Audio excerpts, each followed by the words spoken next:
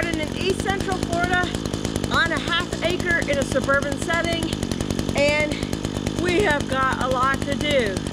We've got the tree guys contracted, we've settled on a price, and I'm waiting for the date today, and I know it's going to be within 2 weeks. I've got a lot of things that keep me, actually been waking me up in the middle of the night that I need to do, get moved. We're having the pine trees removed and the oak trees, the canopies lifted. But I am mowing my grass like every 5 days. I can't keep up with the growth because of all the rain and the growth on the yard grass. And I haven't even got to weed whack. So let me do that first.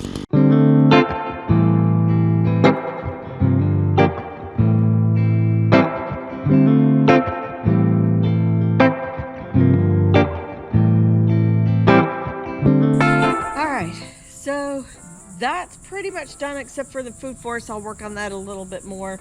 The sun's kind of over there right now, but for the most part we're edged.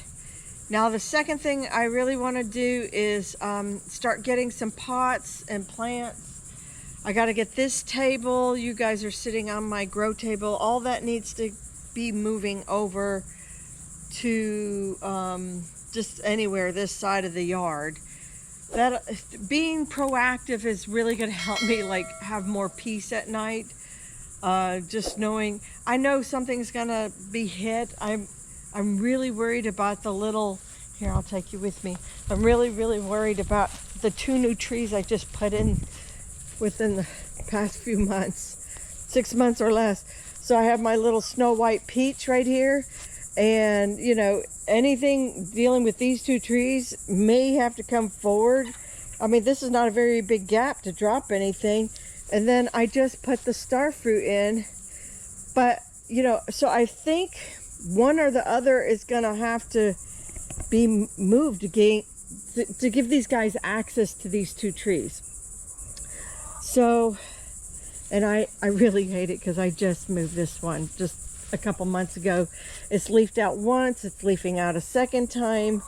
Gosh, I can't bring myself, and it has a way bigger root ball. But I think I may just go ahead and pop this one out, and I'm gonna give myself another day or 2 to think about it. But I think in the end this one's just gonna come out to give them a whole lot more, you know, span to get a truck in here. And but anyhow, well, more on that later. But today I just want to get the apples, this whole seedling table, tray, whatever, grow table, these apples, and then these others right here. And if I have more energy, or I might wait till tomorrow, I want to clean up this whole cage jungle mess. I wanted to do that anyhow, but now I really have a reason to clean up my ugly corner. I want to get these pots out of here as well. I've always been wanting to, must have said it a year or 2 ago, but I wanted to clean these up and get some of the old out and just put the new ones in. Look at this one. You are blooming about 3 months too late, young lady. I don't know what's going on with you. But anyhow, so I'll probably move them and clean them. Save that for another day, not today. But I'm going to power through the heat the best that I can. And go ahead and start moving pots. Let's do it.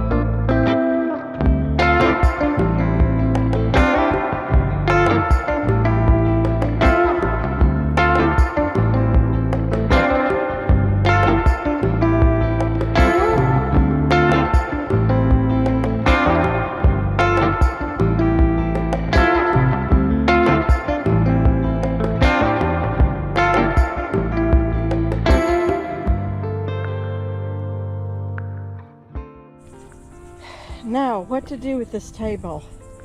It has definitely seen its better days, but I'm still getting a lot of use out of it. So maybe that's my answer right there. But it's got a crack right down here, and none of the wheels are on. So it's a booger to move. Oh gosh, the ants. I see now the ants are going all the way over here and down into the pot. Ugh, okay. You're free. Although it didn't root in yet from when we up-potted it. So I have a little problem on my hands, but well, that's okay. One problem at a time.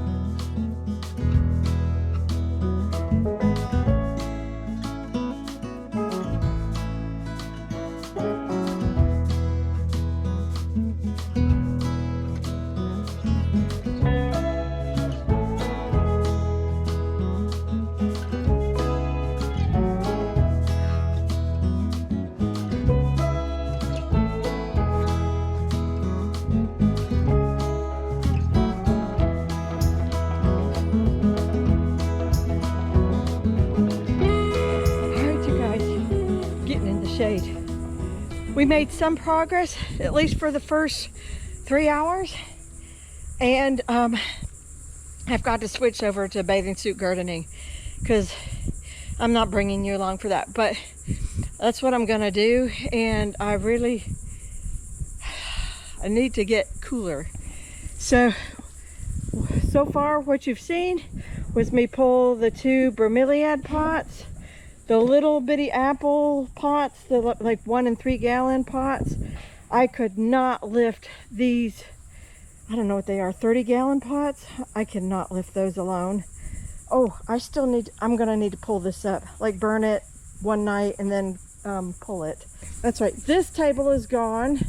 And right now, for now, until I can make up my mind, it's gonna live right in here. If the tree guys needs, something to hold their tools or drinks, I want them to have like a whole area, especially in the shade. I might set up a fan for them. This one, I may also leave for them, but I may leave it, but just bump it over here to this side, just to give ourselves a little bit more space from that big guy right there. So that was a good start for today, as well as all the weed whacking earlier. Here's my new little nursery, makeshift nursery for the next whatever month or less. I'm not sure, but those are just mostly the African foxglove, some rosemary, which I'm going to pot up. I'm going to pot up the tomatoes. These are the Mexican these 3 little pots right there. And then there's 2 papayas left in there because I'm gonna just guess that they're gonna probably have to wipe out at least, probably both those papayas over there in the food forest. I should have showed you that up close. But anyhow, my guess is that is probably gonna end up being a casualty, being right under those trees. And that's okay. That's why we start new babies from our existing plants. And, let me get in the shade here. Oh my goodness. I'm like, well, this is orange, so it's not helpful. I look red. I put this bromeliad here, but you know what? I'm gonna have to pull it right back up because bromeliads like shade. So this one's over here. It's kind of got sun right now, but eventually that'll be shade. And I'll put the other one somewhere in here. I put popped the three little papayas in. And Jack and I had already talked about that and creating some sort of a, you know, just a barrier between us and them that's, you know, about the right height for a second story window. I popped in some of the other bromeliads around the pool over here and over here, just giving it more texture and different colors, and just gonna fill in all the nooks and crannies so it'll be less opportunity for weeds to come in. I also did this off camera. I put in some porterweed. I had some babies that started up in the front, so I put some porterweed here. Oh, there's more other places I can't think. What are you? This is ginger. Ooh, okay. Is that might be the Chinese ginger. The Brazilian ginger did come up over here. Did I mention that? And then I think I just caught myself with the thorn. There's Chinese ginger in here too. I'm saying it's Chinese. I don't know if that's the proper name, but that's the country of origin. And then right here is the ginger that came from the country of Brazil. So I call it Brazilian ginger. Let's see. Yeah, there's the bromeliads. I really still need to get the weed whacker in over here, kind of clean that up. That's shampoo ginger. I have my Chief Kubo's edible seaside, you know, hibiscus or salad. It's got a million names. The more and more I study about these grasses, I believe this is a king tut. Now the queen tut usually goes about here, but so I'm thinking this is the king tut. Papyrus. And just to do a little update before I close you out, I separated the two hibiscus that were by my front door, and this one's putting on new growth. I'm so excited to see all the new little babies starting to pop. This one I'm not as hopeful about. This is a weed. Still, the jury's still out, so I went ahead and stuck a bromeliad over there. And hopefully soon we'll start seeing color on these very young plumerias. This one's like a rainbow color, and this one is JJ Elsie, which is a candy cane, red and white or pink and white. So anyhow, on the turmeric's coming in. I don't know if I showed that in the garden tour or not. But you guys, that's it for now. I'm gonna finish weeding all this bit of a, you know, I'm gonna clean it up to just the greens and then move the pot over to more shade. All right, you guys, so this is where we're gonna end today's video. I'll keep bringing you along for the progress because it's all garden work, and perhaps you'll find yourself in a scenario one day where you gotta remove trees when you already have an established food forest. Well, you know, fairly established. I got a lot of babies. I got a lot of things that keep me up at 2 a.m. going, well, I can go to sleep, but then I pop up at 2 a.m. going, oh, I gotta move this. I need to move that. So the more I can get moved and get going, the more peace and joy it's going to bring me when these trees actually come down. And also hopefully that'll mitigate any damage or as much damage as possible. So you guys, with that, I thank you for watching. Take care, God bless, and I'll see you in the next video. Bye-bye.